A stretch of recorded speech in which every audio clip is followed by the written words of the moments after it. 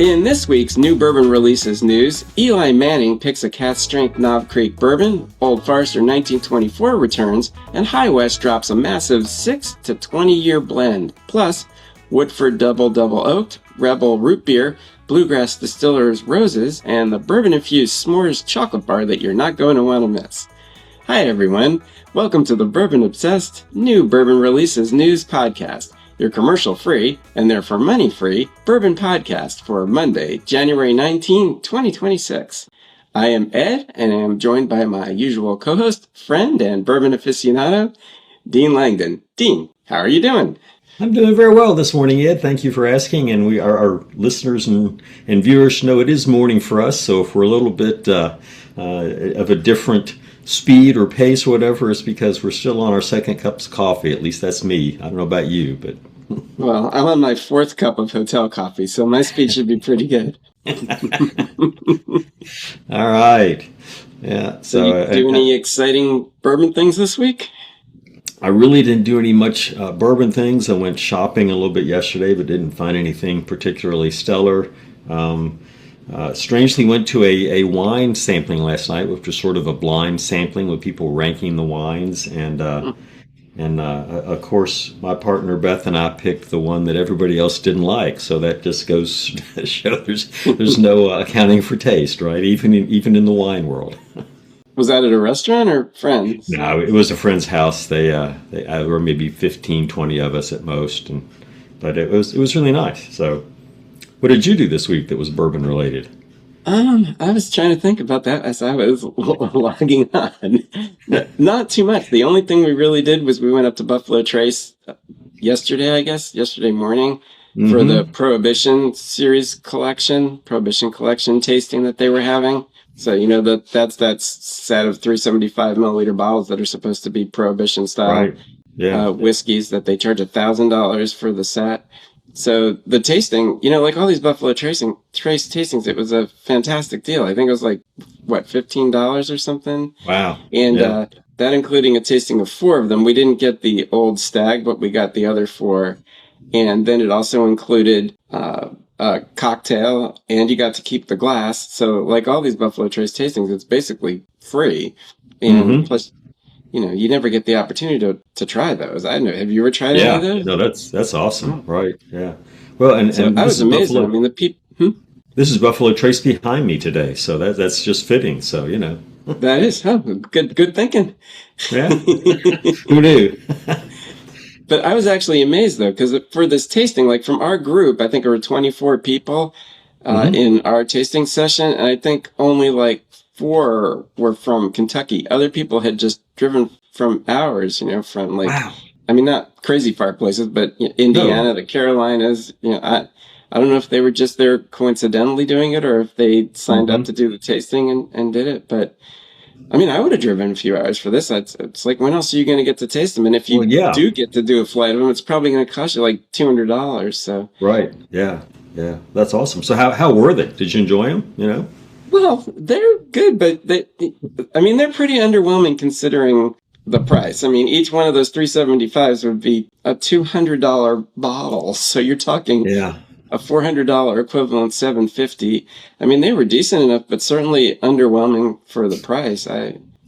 It's a lot of Jim Beam White Label, isn't it? It is. So I guess I'll have to return the 6 sets I bought. No, just kidding. Those will make good Christmas gifts next year, Ed. Just hold on to them. It'll be great. They probably would make good Christmas gifts. Oh, yeah. I'll have to wait till next year. Uh-huh. Yeah. All right. You ready to... Let's talk about new releases. Yeah, let's get into this. Let's do it. So Knob Creek has announced the return of its partnership with Eli Manning for the release of Knob Creek Eli Manning's Bold Pick 2026 batch. This limited edition single barrel cask strength bourbon was hand selected by Manning at the James B. Beam Distilling Company in Claremont, Kentucky. Bottled straight from the barrel, uncut and unfiltered, the whiskey features proofs ranging from 112.2 to 121.6. It's available nationwide for a limited time with a suggested retail price of $69.99 for a 750 milliliter bottle.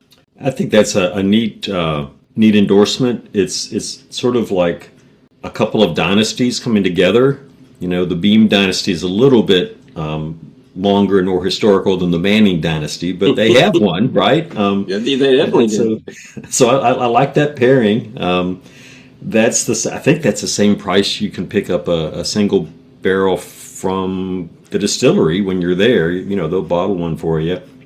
So they're not if they're paying Eli for this, they're taking it out of their cut instead of his. So I went. It was one of the things I was looking for yesterday when I was shopping. I didn't see him. He's probably a little bit too early to find it on the shelves, but looking forward to finding one because Knob Creek is always 120 or 100. And this will have some actual variations in that barrel by barrel. So that'll be something unique about it. I know you can get those now, but that's pretty new for them. So again, looking forward to finding it. Yeah, I mean, I still think it's pretty interesting, though, because this is what we thought would happen with the barrel-proof single barrels instead of the regular single barrels at 120, is that knowing how Knob Creek works, a lot of them would be lower. And if you look at this proof range, virtually all of them are lower. It's 112.2, and it only tops out as 121.6. So for anybody thinking that you're going to get a whole bunch of extra proof now that they're doing the barrel proof, that's totally not being the case. Which but I wonder how many. Go ahead. No, I was just wondering how big a release this is, because it didn't say. I mean, we know. It was another press release this week that was worded oddly because it said, when Eli picked this barrel, singular, when clearly there's more than that. So there have to be multiple to roll it out nationwide, right? So yeah, well, we know it is because of the proof range. If it was a single barrel, there wouldn't be a range. But, so I wonder. I didn't see. Did you see anything about age statements on these? I didn't see, and I assume that will vary some too. Based on which particular barrel it is. That's what I've seen with their barrel picks before. So, well, I guess I just assume it would be the ballpark in the 9 to low 10s nowadays. Yeah, right. But yeah, we don't know. Well, we see them. Yeah. We'll find out. That's right. All right. Yeah. So next is Old Forester has announced the return of Old Forester 1924. This releases the 5th installment in the Whiskey Row series and carries a 10-year age statement. It features a mash bill of 79% corn, 11% rye, and 10% malted barley, which differs from the traditional Old Forester recipe. The release commemorates the year 1924, when the distillery acquired barrels from closed distilleries during Prohibition and bottled that liquid as Old Forester. The whiskey is bottled at 100 proof and priced at $119.99, so $120. Actually, I thought we got rid of the penny. I don't understand why these things are all still priced in 99 cents. Yeah, well, I think probably isn't that the distributors that are making it hard for everybody? They're insisting that we still use pennies. Another reason to get rid of the 3-tier system. But no, I'm rambling. But the Old Forester, is nice to have a 10-year Old Forester product with a slightly different mash bill. When I've tried this, it doesn't appeal to my palate, but that's more about my palate than the whiskey, I'm sure. Really, you're not a fan of it? I like it. Yeah, I've tried it several times, and it hadn't grown on me. It's not something I would. I won't buy a bottle, but I'll drink somebody else's. Well, I have some. Actually, I think there's been an open bottle pretty much sitting behind you all the episodes we've recorded in the studio. Well, that's not this year's though, Ed. We got to try this year's. It might be. That's the thing about this that's been confusing, because it came out first in 2024, and then in 2025 it had its own release, but then it was never clear that was actually anything new, and I tried asking, and the best I could figure is that it was just a rebottling of vatted original version, and this may be the same. So we don't know if this is just a re-release of already bottled bottles, if it's just a release of what had been vatted, or if it actually is truly a new release. Because I haven't seen this bottle up close, but I don't recall there actually being. Karen, do you remember? Was there a way to tell apart the last 1924? I think they looked pretty much identical. Yeah, they had a different serial number or something, but that was about it. So it was never clear that they've ever been different. So I tell you to try it again, except that you may be trying the same thing you've already had. Well, and we know from the tasting you had with our friends a while back that, hey, if it's open for a period of time versus a new crack, it can taste wildly different. So yeah, I'll take you up on that. I'll try it next time I'm over there. Yeah, well, we can set that if we've been doing a Yeah, lot of remote recording lately, but I'm sure we'll get to. Actually, next week will probably be in person, good. Yeah. I think. Well, that's right. Yeah, there's an LBS tasting next week, so we can go to that. And Yeah, and we'll be um, back by then, so yeah, cool. you can try it then when your mouth is fresh after trying 7 single malts. The things we have to do, you know. I know. All right, so moving on to another. We got a few. Actually, we got a lot of out of our small number of new releases. The majority of them are re-releases. They're annual releases. It's Yeah, interesting. yeah. So next is Woodford Reserve has announced the return of Woodford Reserve Double Double Oaked for 2026. This limited edition release is made by finishing fully mature Woodford Reserve bourbon for roughly 2 years in a second, heavily toasted, lightly charred new oak barrel. For reference, Woodford Double Oaked is finished in that second barrel for only 1 year, whereas this is about 2. The bourbon is bottled at standard Woodford 90.4 proof in a 700 milliliter bottle and carries a suggested retail price of around $200. It was released nationally and at the distillery on January 14th, and it's currently available at Woodford's online shop with shipping to a limited number of states. And this next part I found interesting because it says, and also in select Kentucky retailers when last year's release was nationwide. So that's a little confusing. Yeah, yeah. Yeah, and so this used to be, I guess this is a question for you. It used to be a 375 ml release. And I don't know if it was last year or this year that they've gone to a 700, but, you're seeing, one, it's more of it if it's 700, but it's not the full 750 either. So a little bit of, the same size cereal box, but less in it kind of thing. Yeah. Yeah. Well, Brown-Forman's started doing that with a number of things, Jack Daniels as well. But, yeah, so this series started in 2015 as part of Woodford's distillery series. So they were only distillery releases. And then I think it skipped like a year or two occasionally at the beginning. I think there was a 2015, then a 2017. And then when it started getting a cult following, it started becoming a yearly release, usually late in January. And then last year is when they bottled it in the larger bottle and made it a nationwide release. And significantly raised the price, I might add, because right. I think when we first started buying these, they were, 39 or 49. Yeah. For the 375. And now it's $200 for the 700 milliliter. Right. So, I've been a fan of these since way back. I think I have them all and I've tried them all.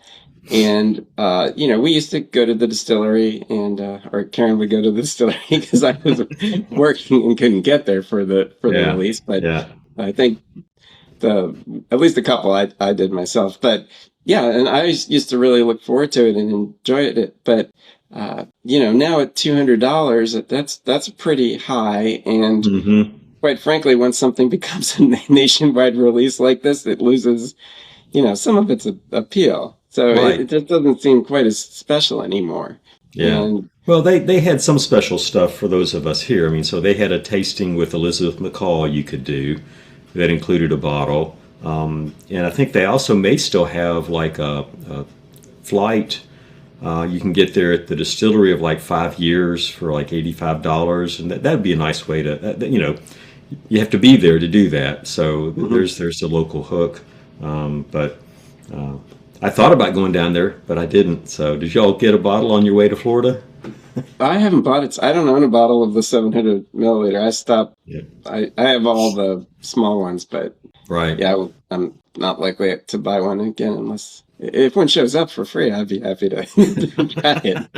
But I have no intention of laying out $200 for it. Right. No, nor do I. It's good juice, but like you say, it's prevalent now. I mean, I know it's an annual release, so you can't get it year round, but it's like so many things, it's easier to find, much more than it used to be. Well, you could get it pretty close to year round because at $200, it was not selling out. Considering that at the distillery it would disappear the first day and at the most the second day, this lasted, I'm pretty sure, months. You could still be finding it, not necessarily at the distillery, but around. So, Yeah, I mean, once you get 200, I think last year it sold because it had a lot of people that don't live in Kentucky and couldn't get a hold of it easily could finally now buy it. So I think a lot of people were excited to get a bottle of it then. So I'll be interested to see how many people are now buying it now that everybody that wanted to try it probably got to do it last year. So Right. now it's just another $200 bottle, but we'll Yeah. see. Yeah. Yeah. I mean, I know there will be fans. There's enough Woodford Reserve fans out there, and if somebody's tried the Double Oak, which is clearly got a national release. Having it doubled up again, so it's just something else for them to try, and maybe it's a special bottle. It should be at that price, right? Yeah. I mean, I tried this one at Evergreen on half price Wednesdays, and it's good. I mean, Yeah. it's still good. Yep. All right. Well, what do you got next next?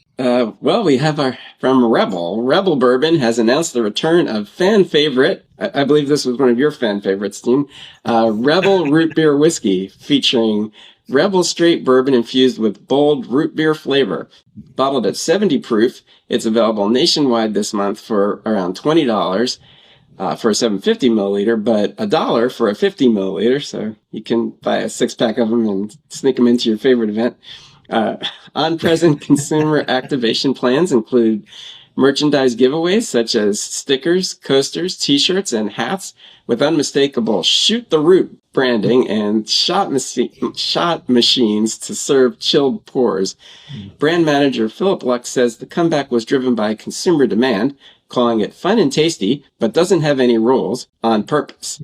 And to that not having any rules, I'm not implying that you should be sneaking these small bottles into events where they don't belong, folks. Yeah. Yeah. That was just humor. Interesting. Yeah. Interesting that you could buy the 50 mLs and it's less than the cost of a 750 if you buy enough of them, right? So, but it is what it is. I mean, interesting, fun product. I mean, is this a way to get people into bourbon? Probably not. It's probably just something where it's a novelty item from my perspective. It's like root beer bourbon. Yeah, okay, I'll try one.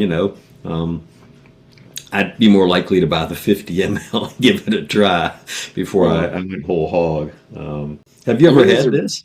No, I mean, but obviously these are not targeted to bourbon drinkers like us, and there's a huge amount of people that do enjoy flavored whiskeys and the flavored moonshines. So, it's targeted towards them. I don't think it's intended to try to turn them into neat bourbon drinkers. I think it's just to be another flavor. So I'm sure it has its fans. Right. And, I mean, they've got a lot of bourbon. They need to do something with it. This is one way to do that. So, funny, I was when I was shopping yesterday, I ran across another Rebel product I didn't know existed. They have a butter pecan cream liqueur that is 30 proof, and that would be pretty good in this morning's coffee. I didn't pick up a bottle, but I can see a sip of that in the morning coffee would be sort of pretty tasty. So yeah, it sounds like it'd go great in coffee. But I will say I would like to Shoot the Root, though. That's pretty catchy. It is, yeah. I don't know that I saw any of the. There's got to be some graphics, some design things that go with this. I mean, I know the label has like a root beer mug and a barrel next to it, but you got to expect on the coasters and stuff like that, they're going to be hopefully pretty creative, and I'd like to see what some of those are once they get them out and circulating. So, well, we need to find some bar where they're doing these brand activations and find these machines and stuff. But right. I wouldn't mind a hat. yeah. That would be fun. We could do a little 5-minute on-site live video, right? We're going to shoot the root, guys. So yeah.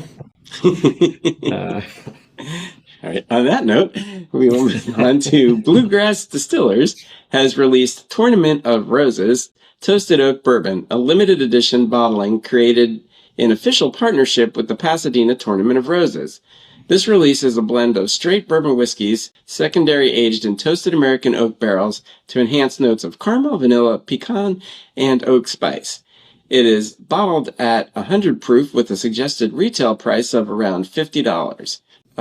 So we're a little past the whole Tournament of Roses, so it seemed to be sold out online, but it may be still available at retailers, and I think it was only sold in California and Kentucky. Yeah, I think I'm told you're from right. another voice off to the side that Liquor Vine has it. Okay. Yeah. And I looked online, and I mean, Bluegrass has a regular small batch toasted oak bourbon that's $5 more, $55 on their website, and so I don't know that this is a different bourbon. I think it was just a different bottling to commemorate the Tournament of Roses parade. And to your point earlier, yeah, this is becoming an annual release, and that's great for Bluegrass Distillers. They've got single barrel toasted oak bourbons on their website too for a little bit more, $70. So, if you wanted to try their product, I think it's still out there. But it's sort of like the Maker's Mark bottles, right? You get the commemorative bottles, and you're going to have a hard time finding the Tournament of Roses bottle this year, maybe, at least online.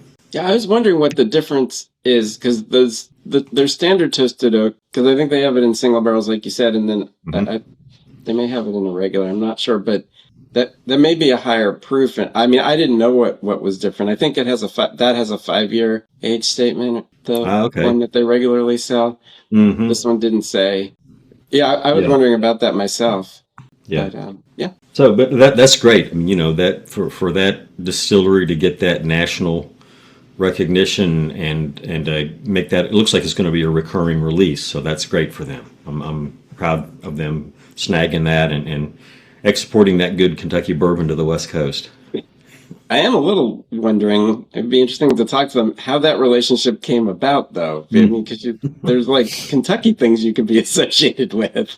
So to associate with this so far away, yeah, I was just wondering how that all got started. Somebody must have ties out there or something. Yeah, you would think there's some connection, but you have no idea. I mean, the folks that we know at Bluegrass Distilling, I don't know that much about them, but I don't know of any California connections out there, and certainly not any, college football connections. So, I don't know, maybe they're buying the team.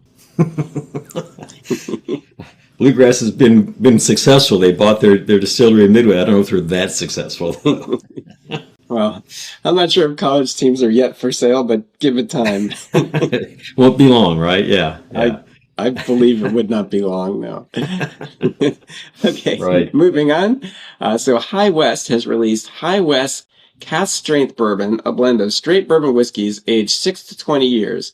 It's bottled at 117 proof. High West Saloon Society members received the opportunity to purchase this bourbon earlier this week, and it became available to the general public online and at the saloon and distillery general stores beginning on January 16th. It's priced at $70 for a 750 milliliter bottle. And we got a little more information about it. It's actually got 5 mash bills in it, which are a blend from 3 different states. There's a 60% corn, 40% malted barley from Kentucky. That's an interesting mash bill. There's a 60% corn, 40% rye from Kentucky. Also an interesting mash bill. A 75% corn, 21% rye, and 4% malted barley from Indiana. Mm-hmm. A 78% corn, 10% rye, 12% malted barley from Kentucky. And an 84% corn, 8% rye, 8% malted barley from Tennessee. So those last 3 are sort of familiar. Those first 2 are pretty unique. 40% malted barley, and yeah. Yeah, I don't recall ever seeing those, and so perhaps those are some of the newer ages in the mix, and they had a contract distilled specifically for them, someplace like Bardstown Bourbon or something like that. But interesting mix of mash bills. It looks like you can only get this there or online, but let's compare this to the Woodford Reserve Double Double Oaked, $200 for a 90.4 proof product, and here we've got, admittedly it's a blend of mash bills, but a range and age of 60 to 20 years and 117 proof. I mean, that's a deal, right? Comparison. So this is very reasonably priced for what it is. I mean, when seeing those statistics and the proof and the price, very reasonable. Yeah. I mean, I think it ends up being around $100 by the time you pay shipping and all that, but that's pretty standard, right? So, well, cheaper than if you fly out to Utah, pick it up, and come back. Probably. But if I was going to fly out to Utah, I'd be picking up more than this bottle, right? So, Okay, well then pick me up a few things while you're there. all right, I'll do it. Yeah, yeah. But yeah, no, that sounds good.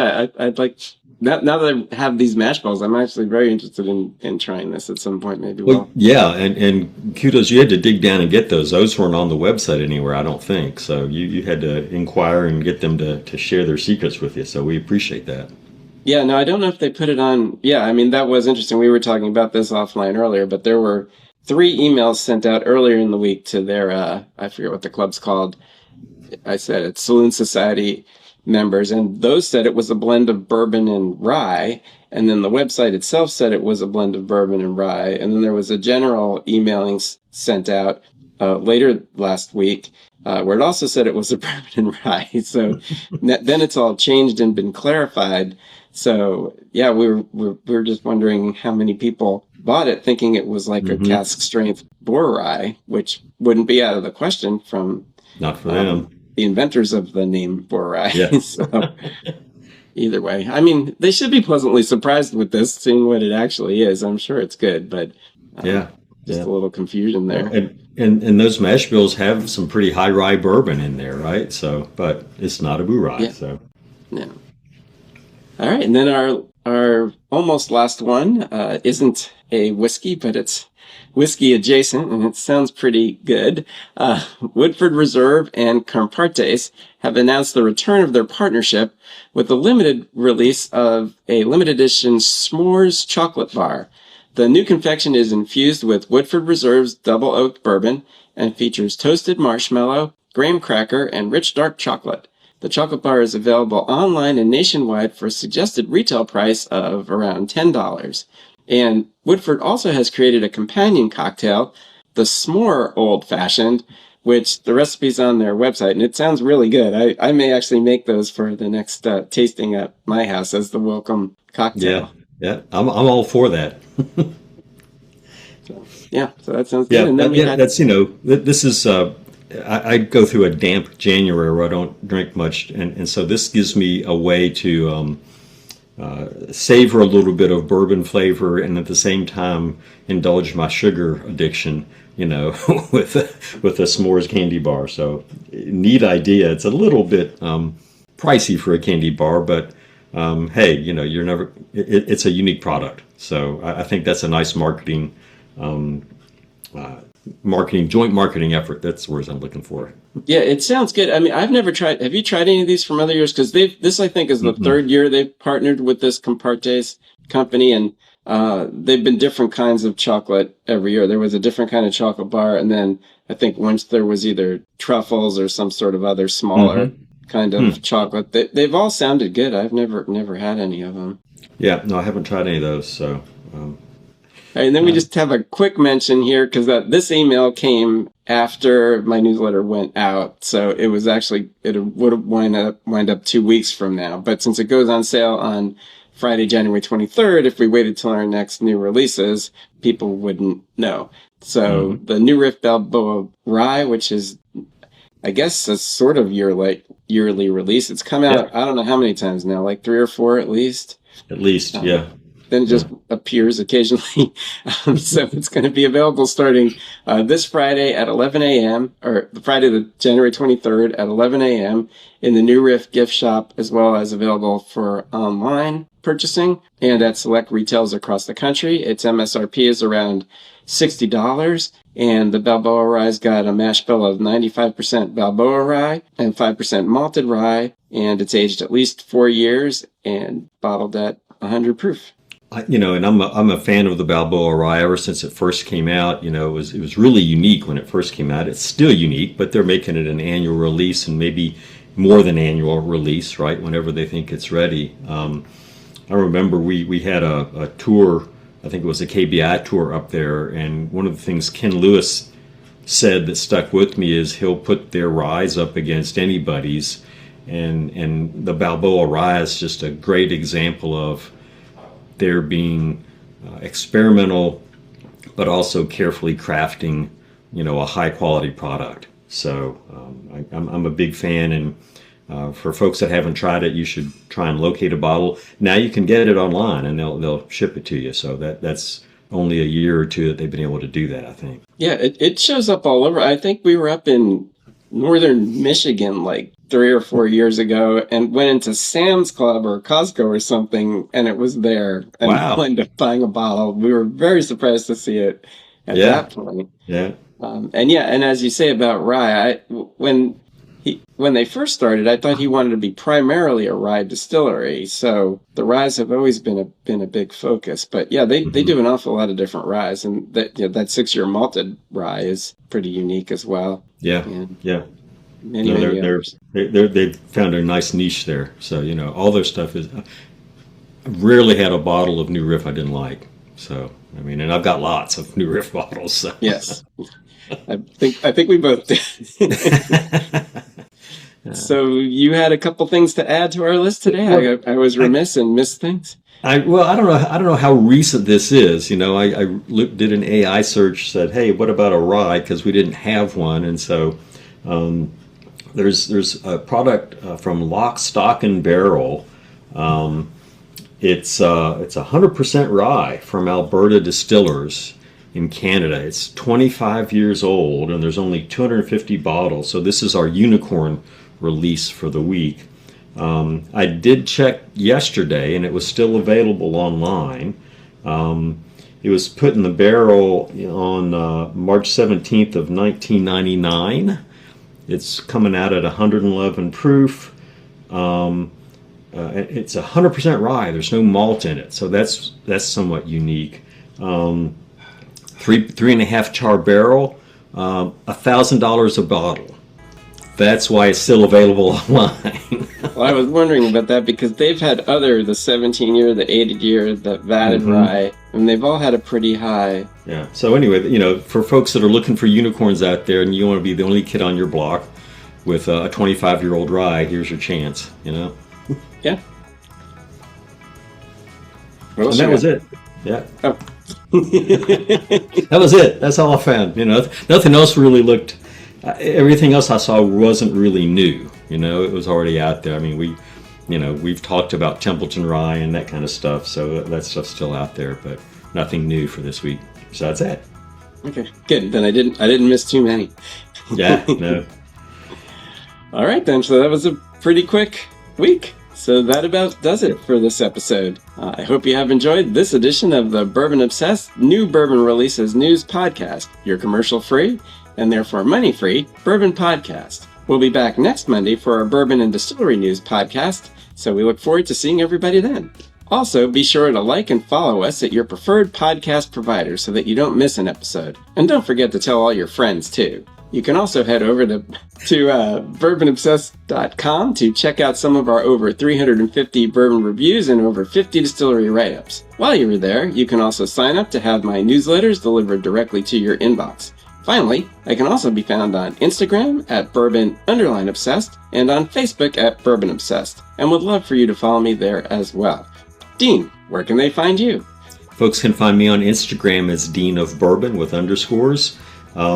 And after listening to your extensive socials, Ed, I'm going to have to work on that. I got to find someplace else because mine is just way too short compared to all the insights you're giving folks. So anyway, right now it's Instagram. That's where you find me. And appreciate the folks who follow me and look at what I'm posting there. All right, everybody. We'll see you next time. Cheers. Cheers.